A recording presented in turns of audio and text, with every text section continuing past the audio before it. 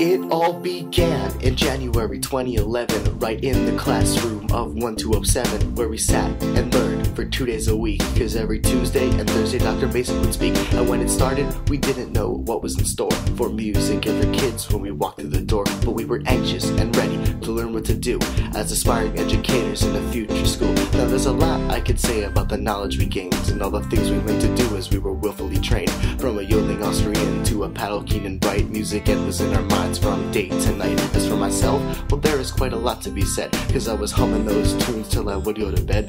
I was taught what to do right and what not to do wrong, and the whole journey started when we sang the song we sang.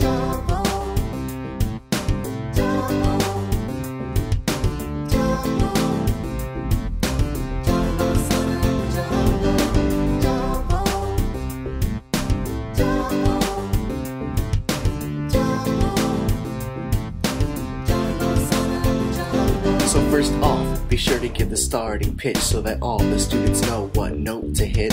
And when singing a song in a kindergarten class, make the range D to A so all the students can pass. As for your lessons, you want to build off what they know, so use the generative approach to allow them to show you what they can do, flash their talents at large. And as a teacher, always give your kids a chance to take charge. And if it seems like they're having trouble staying in time, bringing it back to the steady beat would be so sublime, cause if they can't feel a pulse, then they can succeed.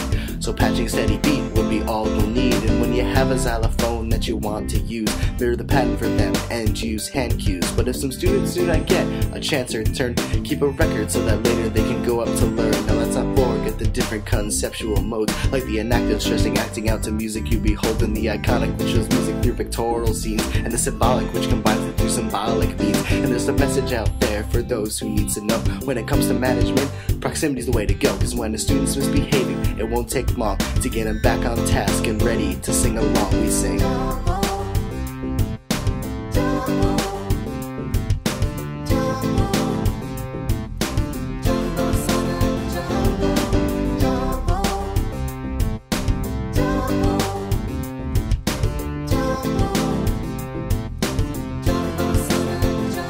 So for the students who may be challenged in some way, there are org instruments to still allow them to play. They might have 99 problems, but music ain't one, cause when it's time for class to start, you'll know they're having fun. And when doing guided listening, please oh Lord, make sure to say what to listen for so they don't get bored. Such as the instruments, tempo, or the feelings inside, and have them write them down on paper, I'll jot them so bona fide. And when addressing your students, you need to realize that you should never under any circumstances say guys. Also please pick music from a variety of places so that each culture is represented in each of these cases. And be sure to have your students sit up nice and straight so that their posture and sound can be first rate. And if technology permits, please do not hesitate to use it in your class, cause studies show that it's great.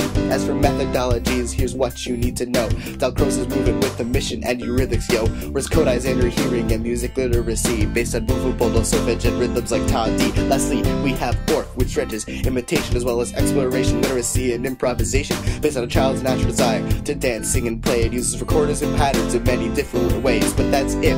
There's nothing left for me to tell, so I hope you all enjoy it, and I wish you well. This class was just fantastic when I took it in the spring, and with that, we can only continue to sing.